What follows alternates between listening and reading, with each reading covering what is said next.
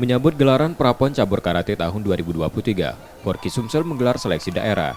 160 karateka dari perwakilan kabupaten dan kota ambil bagian di 17 kelas yang dipertandingkan.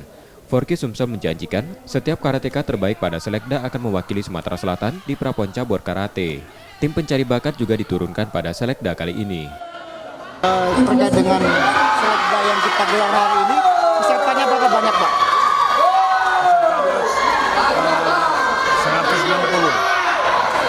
160 diikuti 10 peguruan dengan 6 kabupaten.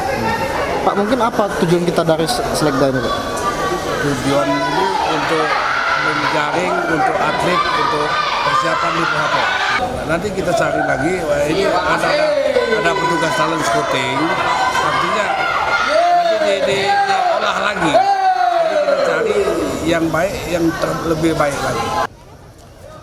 Pemusatan latihan daerah juga akan digelar Porki Sumsel usai selekda. Nur Muhammad, Kompas TV, Palembang, Sumatera Selatan.